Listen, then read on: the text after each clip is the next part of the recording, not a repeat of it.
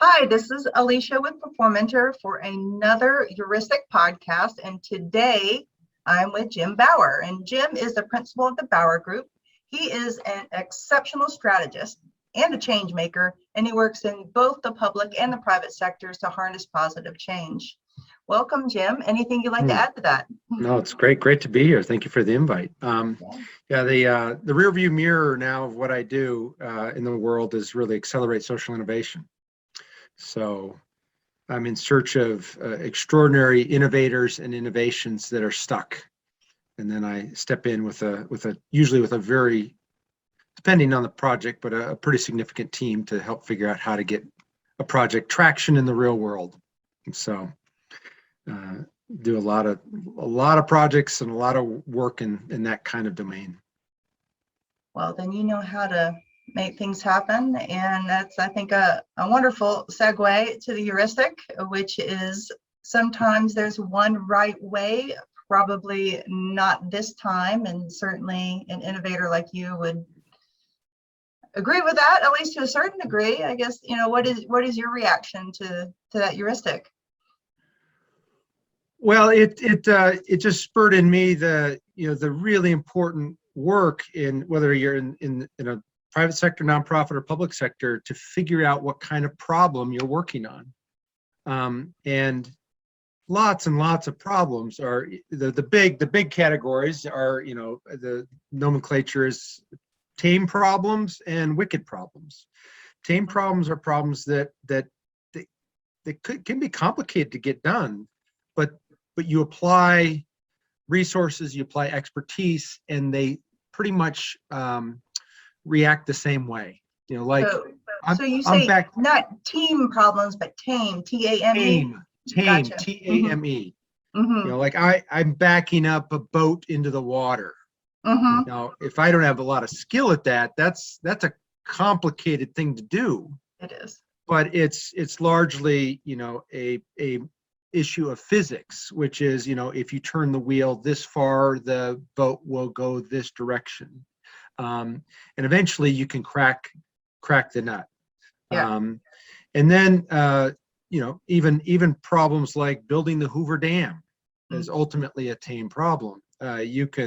Just ridiculous amount of human beings had to apply themselves, engineers and designers and construction managers, and to knock that one to done, but it largely cracked by the sheer force of expertise applied.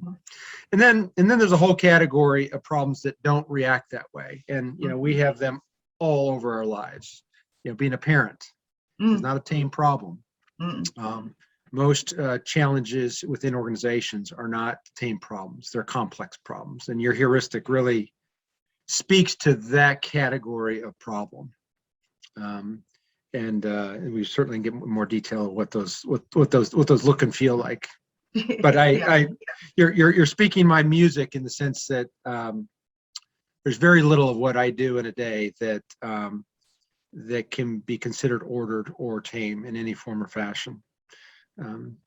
Just the nature of the work that I do in the world of innovation.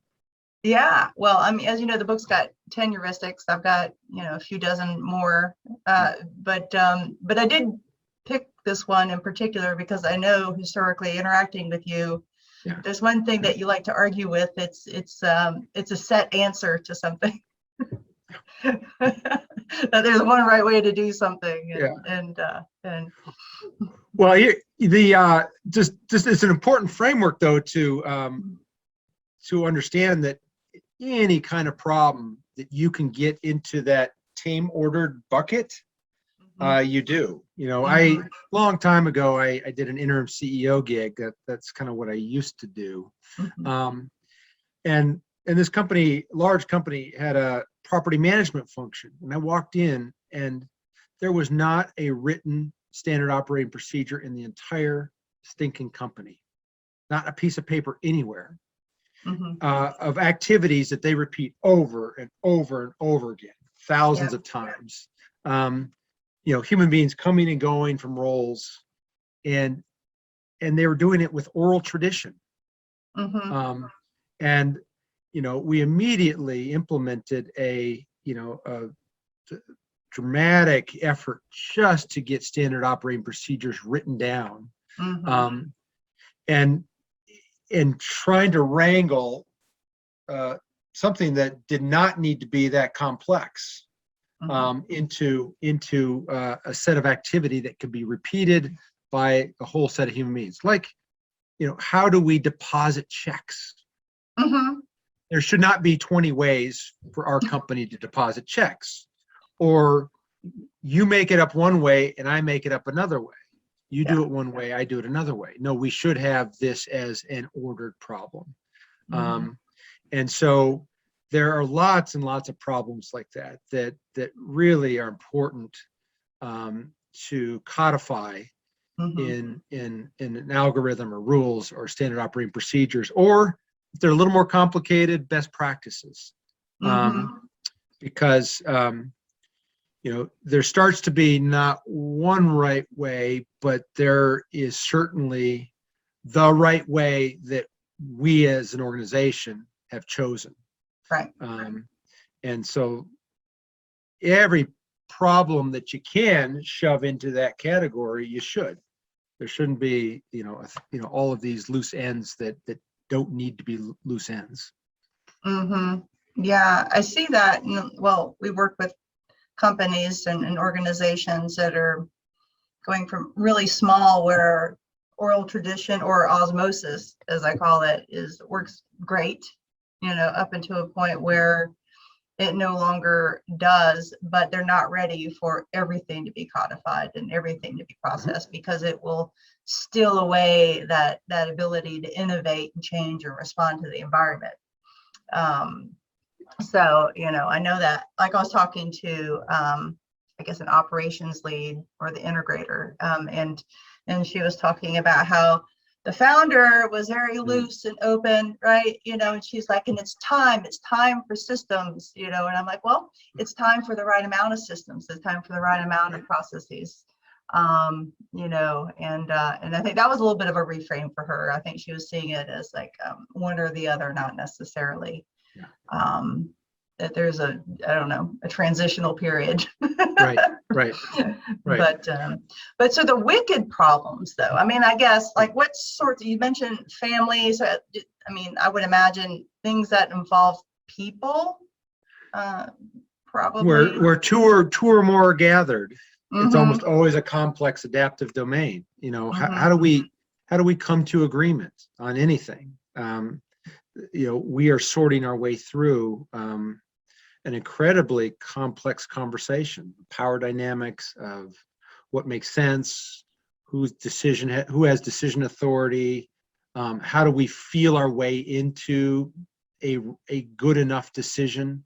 In the domain of complexity, the reality is that we can't see around the corner. The problem, we don't even understand the problem until we engage the problem. And as you engage the problem, you start to find your way forward in ways that can make sense. And I oftentimes tell people that most decisions just emerge. Good decisions emerge in conversation, in relationship with one another. Versus there is a decider, that there is someone deciding what to do. Well, no, most every complex decision, think about the work you do on the HR side. How do we wend our way through a really complex decision about what do we do with this person who's underperforming? That's a complex problem. How long have they worked here? What are their strengths? What do we as an organization need? Who has the relationship with this person? Is this person able to grow their way into the role? There is dozens, if not hundreds, of variables that you're sorting your way through in your head to try to find yourself a path forward on a decision. Yeah. I mean, how do you see this working its way through the organizations you work with? Yeah, well, I mean, if you just take that example, which is common but narrow, but one that people would relate to. Yeah, I mean, a lot of the times people think, HR is just the compliance side. Well, yeah, the variables in terms of like what's going to get us unnecessarily into trouble here, right? Is like a very, very small part of that formula. Like, what has this person actually gotten feedback? Are they even aware they're not performing? Yeah, do they have the resources? Do they have the time? Do they have the training? Do they have the capability? Are the people that are in the position to be giving this feedback, are they doing so in a way that's understandable? What are the changes afoot? Is this role expected to change in any way in the near future? Have we historically done? I mean, like, there's just so many different things. Yeah.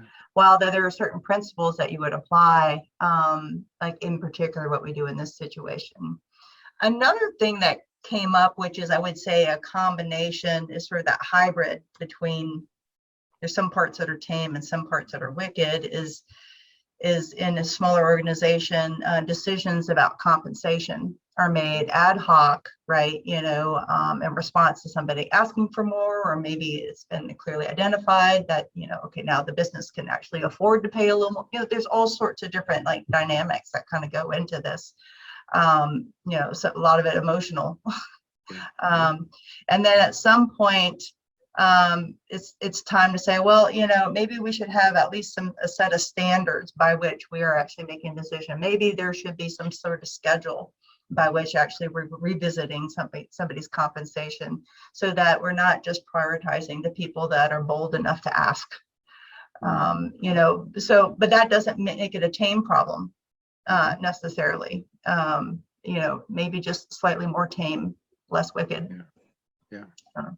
When do you start to advise companies or organizations to start to codify their problem in either a standard operating procedure or some more structured rule set versus just a small organization, everything floats? Yeah, there's no one point in time. And it's not necessarily going to be even in the same order that we address, although certain things do tend to pop up. A lot of our clients although we have some that are smaller than this, around 20, things feel enough. And when I mean 20 head count.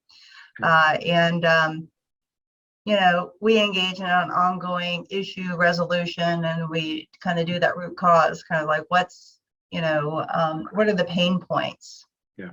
And okay, well, the pain points point to maybe we start to systematize this.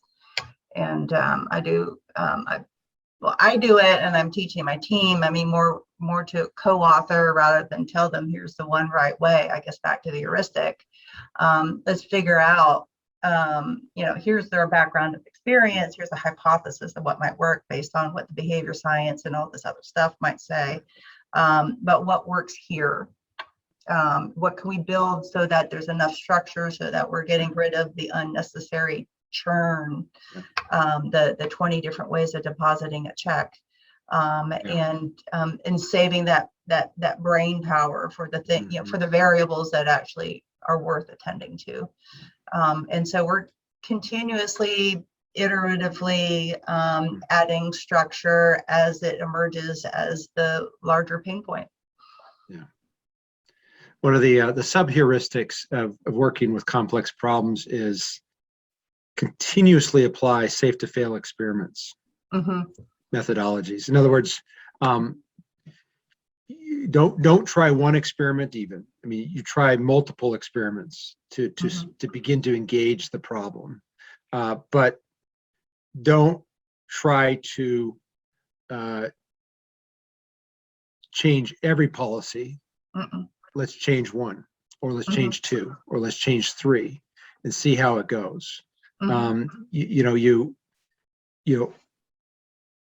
rhythms of working with complex, well, in the worlds that I work in, where everything is new, there's no trail to follow. There is no best practice, because the innovation is brand new, never been done before. The best practices are all about tame problems. And also you apply those best practices in a one-off or one-of-a-kind scenario that cannot be repeated. Sort of like the whole issues of school reform, is dominated by best practice literature. And the problem is every single school is an utterly unique organizational environment. And whatever best practices work to make this school extraordinary over here doesn't apply here, because we're in a different place of growth. We have a different problem set. We have a different demographic. We have different politics. We have different resources. It just goes on and on and on. And the challenge that oftentimes I hit is and kind of in some ways you've developed a heuristic for this, is people don't want to accept this reality. That the important work in the world, again, I'm thinking about parenting, but back to something that many of us can relate to. There is no single path. It changes by the day. We have a boatload of teenagers in our household, and I'll be danged if they're not different human beings every 3, 4, 5 months, and our relationship with them has to shift accordingly. And you can have some ways you think about who you want to be as a parent, but who you are as a parent today is not who you were as a parent 2 or 3 years ago. And almost all problems that we face fall in that. Or think about losing weight, right? I mean, Sure. People, we desperately want, or getting in shape or whatever. I mean, those are complex problems in the sense that what will work for me won't work for you. My motive structures are different. What I care about, what I like to do, what I value, all makes that a complex problem that I have to win my way through and figure out on my own. I mean, ultimately, and you can drop experts into that world, and sometimes they help and sometimes they confuse. A lot of experts don't, like most of the big consulting firms, they have a formula. They have a process that they're selling, and that's how they make their money. You hire me, and we will apply this analytical model to your problem. Long ago, I was hired with a big consulting firm. I won't mention their name. Became project lead to set in motion developing the economic growth strategy for a state. Entire state. And I was sort of the point of the spear, and I was out trying to figure out where the tea leaves were running, where the leadership in the state was, where the thought leaders were, where there was leverage, where there was energy. And behind the scenes was an army of analysts back at this consulting firm, churning out ultimately a 500-page report of every facet of the economy and the nooks and crannies of how to analyze the capacities of the state. And they churned through probably $400,000 or $500,000 of budget, applying their model to the problem, which was really, how do we engage the leadership of the entire state and coalesce political leadership around a direction on what we should be doing to grow our state's economy. $500,000 went down the rabbit hole of the consultant the experts applying their methodology to a problem that was not the problem. And I swear there was probably not a single human being, including me, who ever read that report. Who could read that 500-page report? That would be awful. Yeah. Well, I mean, I see the same thing at a much smaller scale at these small growing businesses and organizations. It's, you know, it's to me, maybe this is my lens, but I mean, a lot of things are fundamentally, you know, a people issue, a leadership issue. You know, how do you move a mindset? You know, how do you shift a culture? How do you disseminate it, you know, beyond just a core group? How do you, you know, because a lot of us, you can give people processes, great, you know, if you involve them in creating them, they're more likely to use them and put them into practice. But fundamentally, everything is the question of behavior change, and behavior change is a, you know, a function of norms and culture within the organization. And you move that, like, you don't move that through the best practice. Right. So, you know, and so every solution, this is one of the ones that I'm always kind of throwing at the team, is that, you know, every solution is first a hypothesis. Like even if it's the same organization, it might be at a different stage of the game. You know, what might work here, it might not work later. What might work here in this organization, it went perfect, won't work over here in this other organization, even if they're the same industry. I mean, it's different people, different things, like all the things that you said, but at the scale of a particular organization. What I appreciate about learning more about your work is that, you know, you come to the problem with an enormous toolkit,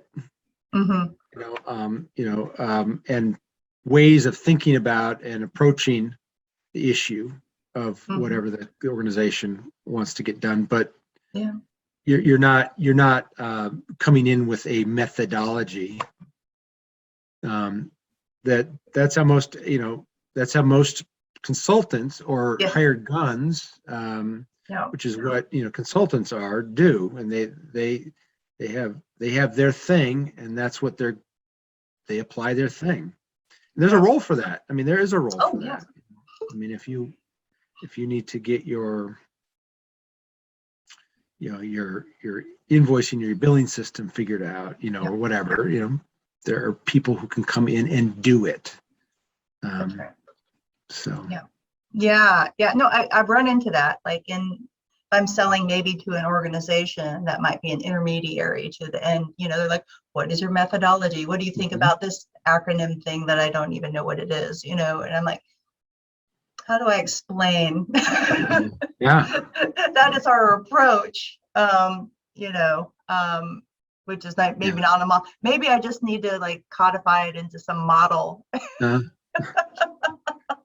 then I can say we have the Performentor model. I don't know. You're saying it all depends doesn't sell very well? Oh, well, I think in some cases they want to know what box to put you in. And if you can't be put in a box, then woe behold. Well, I mean, but if I'm selling to small business owners, they don't want to put you in a box. I mean, why are they running a business? Because they're anti-box.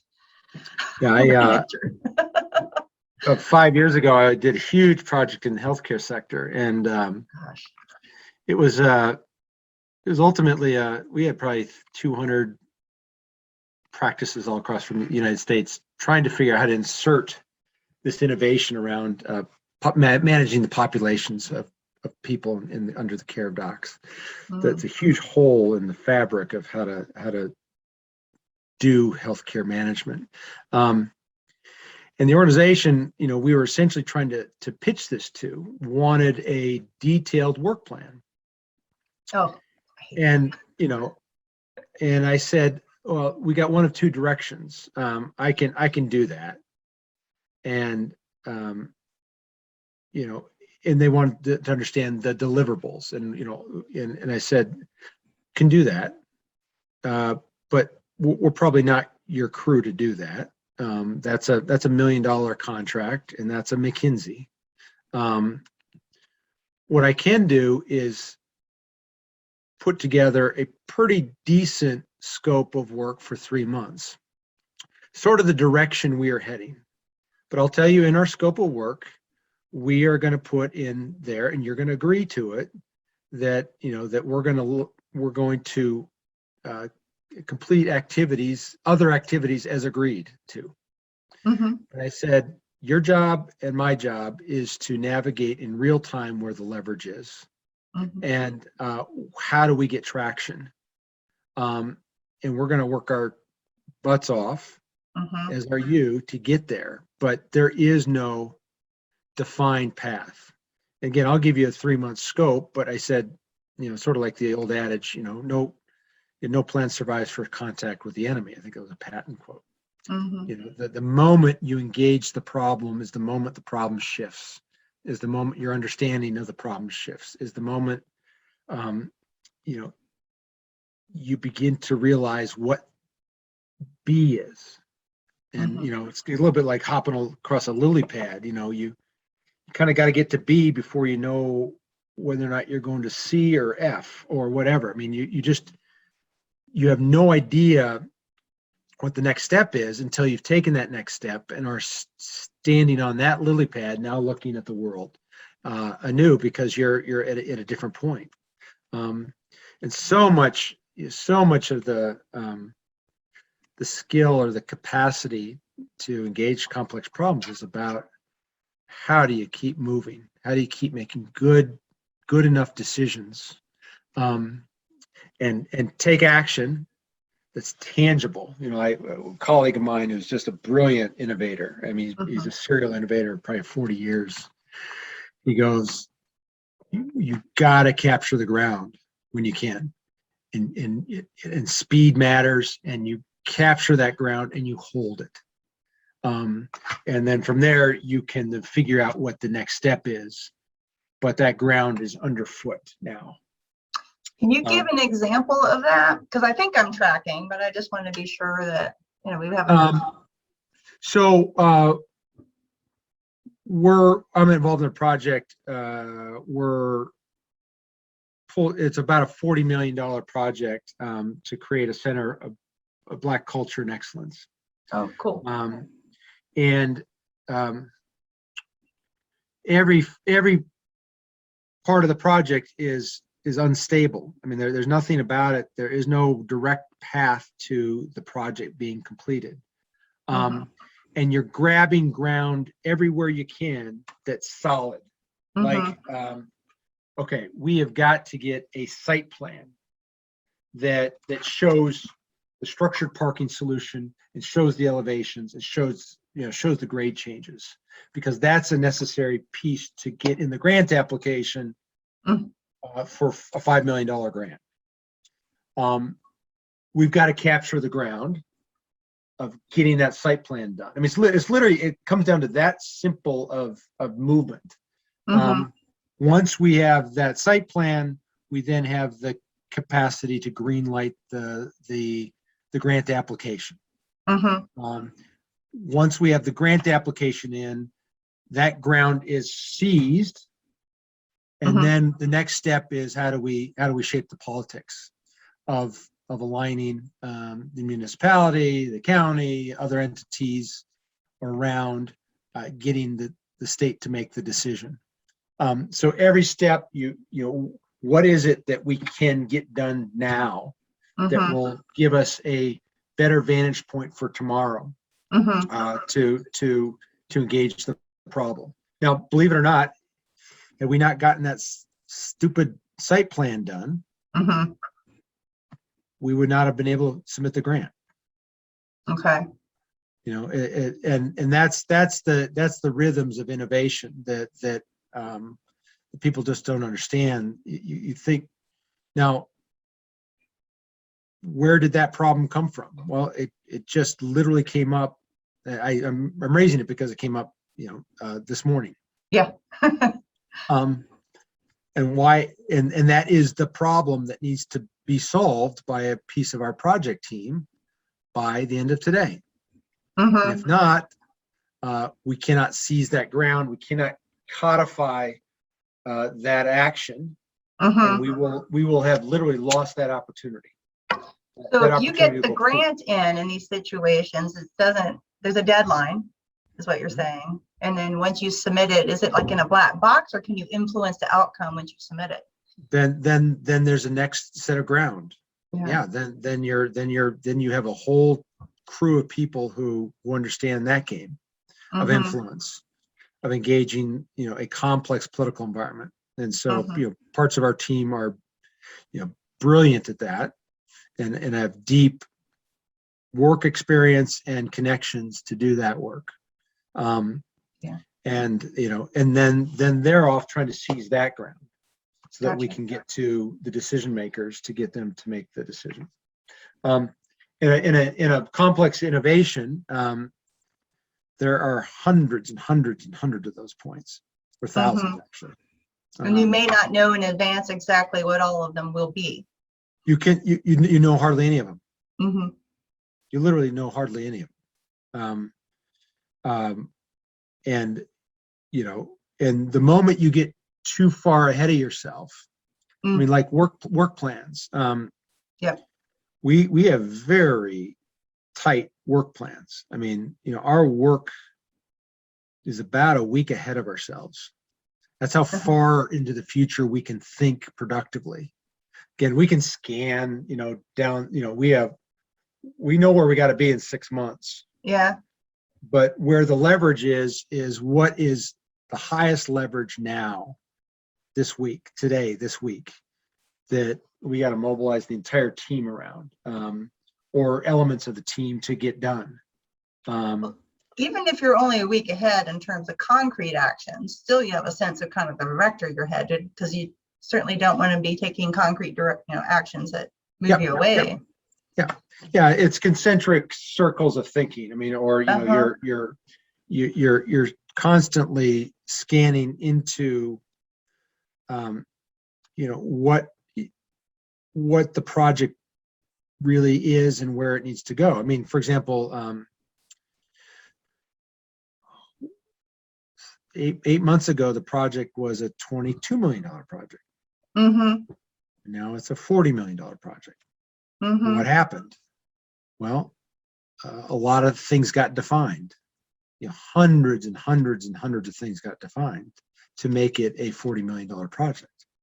And in turn, a lot of people weighed in to the idea that it is a viable project at 40 million, and it can get done. Was that part of the intention at the beginning, is to, I don't know, secure more funding for the project, or was that just became evident later? The project evolved. Mm-hmm. The project evolved. You're starting to draw in experts. Mm-hmm. We're starting, in this case, designing, a structure, designing a program, and you start getting the project more and more real. So it mutates. I mean, it's a good example of just how much problems mutate, or how much projects mutate. As you start to lean into them. Take any societal problem. Again, you pull it back to kind of the stuff that I'm interested in. Mm-hmm. You can't get your head around what the problem even is until you start to engage the problem, and start to understand the opportunity, and how to feel your way into what it is we're actually going to try to get done. How do you get started on one of these big, wicked problem projects? How do you get started? How you get started? Oh, how do I get started? Just scan the environment for really transformative social innovations. So it's a lot of just talking with people. Mm-hmm. I mean, the world is full of millions upon millions upon millions of ideas that are stuck. Mm-hmm. I used to teach a class at the University of Wisconsin on social entrepreneurship, and and would tell the class, repeat after me. Great ideas are a dime a dozen. Mhm. Great ideas are not hard to think up. Actually getting them done, creating them in the world is where the extraordinary difficulty lies. So I'd scan the world of my networks and my conversations, and they're everywhere. They're Mhm. everywhere. And we're now in a world, if you want kind of the 30 seconds on social innovation, we're about 35 years into the development of this as a field globally. So Okay. every university in the country has a program on social entrepreneurship. Okay. Every even organizations, companies are doing social innovation work. The entire field has burgeoned up over the last 30 years to create breakthrough solutions to unbelievably complex problems all across the planet. The problem is, with technology, we are launching people up Mount Everest by the legions, Mhm. and almost all of them die up while as they're climbing up their mountains. Okay. Now explain that analogy for me. So someone has an aspirational idea. Mhm. I want to climb Mount Everest. Mhm. I want to create X, Y, or Z. Mhm. Right. They've never climbed that. They never climbed mountains. Okay. Maybe they've climbed some hills, but Mhm. they don't. Almost every innovator that I know has never done it before, doesn't want to do it again, which means Mhm. they don't want mastery of the craft of social innovation. They just want their innovation done. Mhm. And so I get in my noggin, I want to climb up Mount Everest. Mhm. Now, if I climbed up Mount Everest, I mean, literally climbed up Mount Everest, I would at 100% die. The way people climb up Mount Everest, even world-class climbers, but just the yous and me's, and because they have hundreds and hundreds of people climbing Mount Everest, is Mhm. unbelievable infrastructure, logistics. The field of mountain guiding is well formed, and the infrastructure is available in there that allows people to climb mountains that otherwise would be absolutely unattainable. So what happens in the field of social innovation is there is innovators are have an aspirational idea. It's no Mhm. different in the business world. Right. There's business people, it's sort of like the classic case of I love to bake pies, so Okay. therefore I'm going to go into the pie baking business. Yeah. And 3 months into the pie baking business, you haven't baked a pie in 3 months. Yeah. Because you're in the back room, cutting checks and trying to hire someone, and you're doing nothing of what you love. Mhm. So even in the world of business organization formation, people have these ideas, and then they decide they're going to go and create an organization around them, Mhm. and that's not really what they want to do or what they're good at. It's a whole stew of complex problems. Yeah. That they have no experience at, and so almost all of them die. Almost all of them, Oh, I don't see. get off the So a ground. lot of ideas die on the vine, for sure. Yep. They do. Now, around here in North Carolina, in particular, the Raleigh-Durham area, but I think it's extending across the state. There's a lot of support organizations. There's like, entrepreneurial development councils, and there's the SBTDCs, which I think are everywhere. Yep. There's a lot of incubators, venture capital, like all this stuff seems to be associations that are affiliated with your community colleges. That just is just tremendous. There's even a National Association for Community College Entrepreneurship, which is kind of an interesting beast, where they're trying to teach entrepreneurial abilities to people who run community colleges. But so it's kind of interesting that while there, in many ways, for an entrepreneur, some things get harder and harder to do because of, I don't know, compliance, tax. There's just a lot of barriers to that. There's also this set of supports out there that are funded by, I don't know, they're either nonprofits or government funded or some hybrid, and trying to take away some of that complexity that you're talking about. I assume that this is happening in a lot of places or across the country. Are you seeing quite a bit of that yourself? Oh yeah, there's an enormous amount of infrastructure already available to certainly, especially business entrepreneurs. I mean, SBDCs, small business development centers, are federally funded and really extraordinary. Yeah, I mean, that doesn't mean you're wired to line yourself up to learning how to do something that you don't really want to learn how to do. I mean, how many true business owners, business creators do you run across? I mean, the ones that survive are the ones who have it in their. If you've ever been around someone who's wired for business, that's a different cat. I mean, that's a different cat.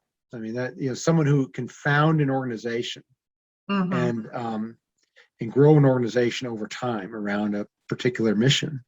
Those are really there. We think that they are everywhere. They're fairly rare birds. I mean, they're the like anything, they're in the 5% category. Just that solopreneur is not the same thing. Yeah, like I've joined this women business owners group, and I've joined their peer group, and I was disappointed to discover, oh gosh, I'm recording this. I think there's a lot of people who are solopreneurs, are very, very small, and there's absolutely nothing wrong with that. But it's a different game. Yeah. Right. Yeah, and there's nothing wrong with that game. It's a great game. I do not build organization around me in the sense that every project I'm drawing in 5, 6, 7, 10 organizations. So my side of the equation is really lean. I am not wired or interested in sustaining a larger scale organization that I need to care and feed, because I value nimbleness and maximum flexibility. So constantly creating a new nonprofit or a new LLC or whatever the form is around the project that we need to form. And I'm standing up a nonprofit right now on a major project, and about ready to stand up another nonprofit. So it's all part of the work. But who needs to do that? We need to bring the lawyer in, and that's going to cost you $3, $4, $5 to get done, or pro bono. And you stand it up, and you have you put in place the policies. You get the board functioning, and you're off and running. And but someone after me has to be ready, willing, and able to care and feed that organization, because that's not me. That's we have not to find my role. them. Yeah, or you have someone. Oh, absolutely. Find them. Yeah, no. I mean, that's part of the job. That's part of my job, is to insert the right leadership. So are you like a hub, or I guess how would you, and I'm looking at the time, so I'm mindful that we probably need to wrap up soon. Are you like what's the analog here? Like, you tend to be like a hub, or you I'm struggling for the right analogy or visualization in terms of how you operate. And project by project, and it's the role, the particular part of the types of problems I'm involved in, and my role as sort of that accelerator role almost always puts me right at the center of the wheel.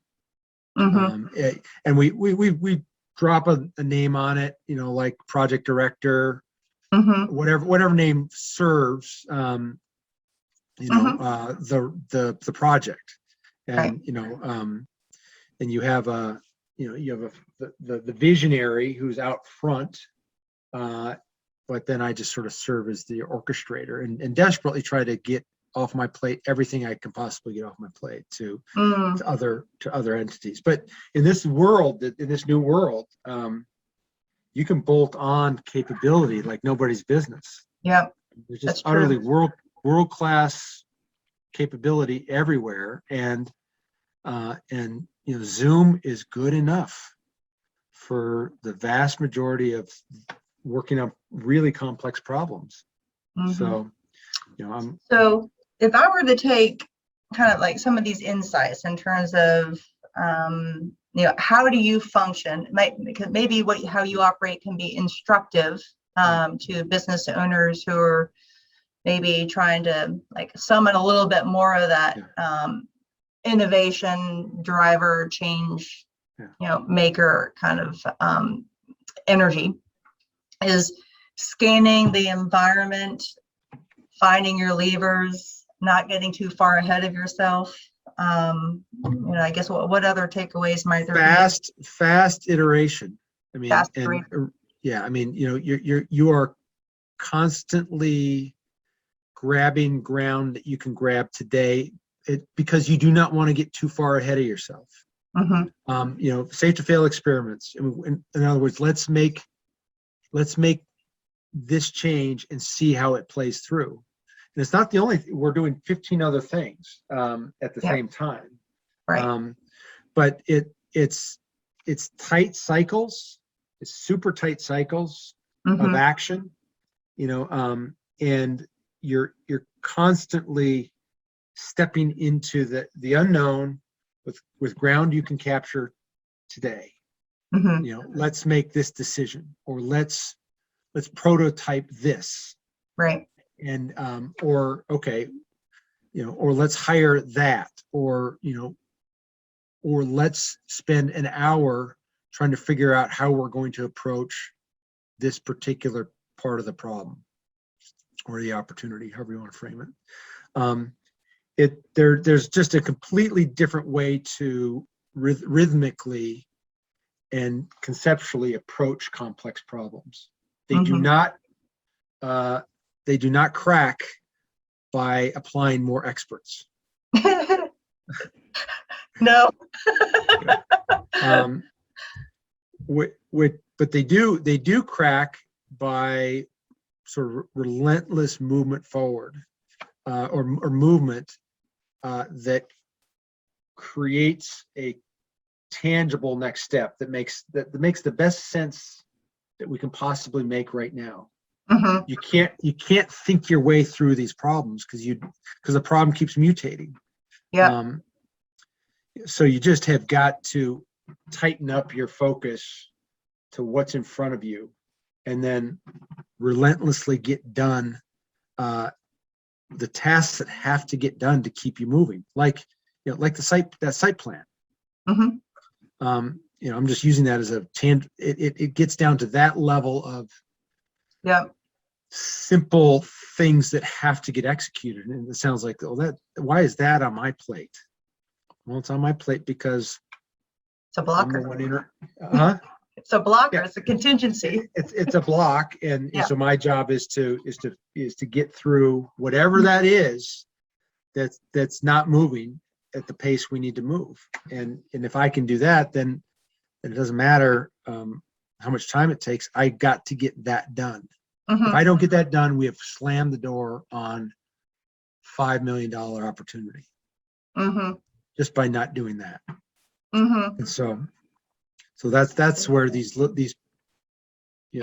kinds of problems crack open by just keep moving forward with relentless, tangible next steps. I love this as I guess a prompt or a mindset shift, not just for business owners or nonprofit owners that we work with, but also my team. Because that's the more that we can take that iterative, innovation friendly, everything's a hypothesis, test keep testing. I think that's just a better way of approaching, like we said, what's a complex problem, but a situation that's got humans. And what are we in? Human resources. Go figure. Right. Go figure. So anyway, thank you so much. That was amazing. I appreciate your time and Yeah. energy and brain. You bet. Happy to be here.